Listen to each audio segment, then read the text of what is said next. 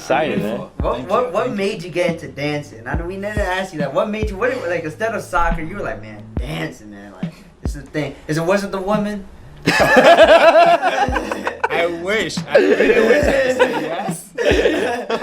Hey, all the Latinos love it. I really wish I could say yes, it was the women. But the truth of the matter is, no.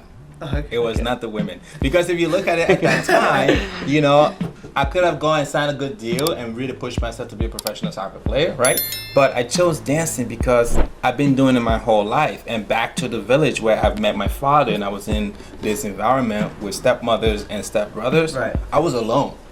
You were the only dancer family. No, I was alone. I was lonely. So I would literally go, look, in Africa, we just dance, okay? When there's a drum roll, you just move. Right. You know, so we do it for fun. Fine. But I had to remember how I felt when I would do my African style tribal dance, you know? So for me, dancing was always a way forward to bring peace to my life. Right. You know, whether or not I was alone at the time and I felt lonely at the time, completely unloved and unsupported at the time, dancing was my love. It made me feel fulfilled, complete and whole because it was the one thing that I could do with self-expression and communicate myself loudly enough through my movement without speaking a word.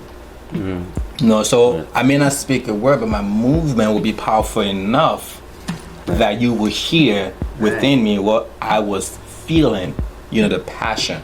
And, you know, but prior to becoming a professional dancer, something really interesting happened. It was back in 2007. I went to Stockholm Salsa called SOS. This is one of most, it's established by Air Rush. Right. It's one of the most long-standing social organization in DC. Right. I went to that event and it was the 2 or 3 years anniversary, and I remember sitting there not dancing at all. Right. It was my first time there, and I haven't really put myself in an environment where I dance with other people.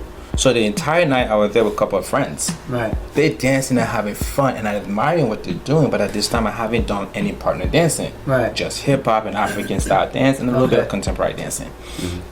So this was a new world to me to see it. And the friends that I went with, they play soccer, so from the soccer team, a lot of Latinos. So we went out and I didn't dance that night. Really? Nothing? No. I was so uncomfortable. I froze. Wow. Like even the ability for me to step off the stage to dance with somebody, my hands were shaking, my feet were shaking. I was overwhelmed. Oh yeah, for sure. But I left that night thinking again, just as the way it happened with the vehicle situation with my ex-fiance, I left that night saying to myself, no, this can't happen again. Yeah. So instantly I went back to the dance, started learning those dances right away as a student. So I can become better at this. So that the next time I went out, I would be better. Right. You know, and I didn't want to sit out because I love dancing.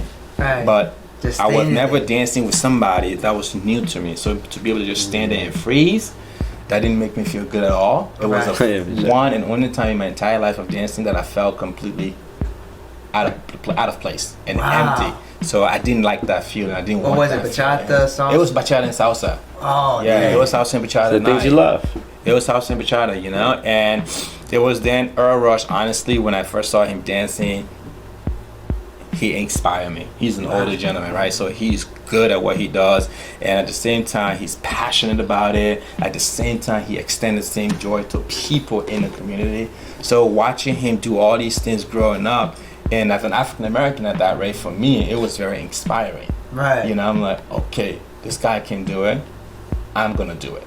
Right. Not that I can do it, but I'm going to do it. He just showed me precisely how to do it. Okay. You know? And from that point on, I just study every instructor that I can and take as many lessons as I can. Right. Go to as many classes and clubs as I can. Right. Because, and again, even through the process, people will still say no.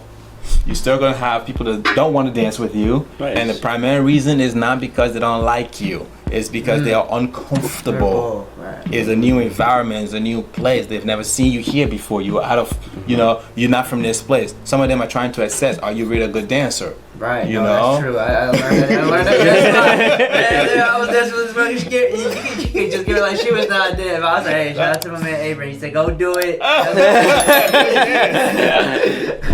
Just give your best. Just give your best. Just dance. If you do one step, do it well. Right. And do that one step over and over and over. And now I have a disclaimer. If I had a disclaimer, I would just tell the person, hey, I'm a beginner. I don't know a lot. You Right. okay with the basic? She would say yes. Good. My disclaimer is out the line. No pressure. No pressure. Right. I've already told you I don't know nothing. Right.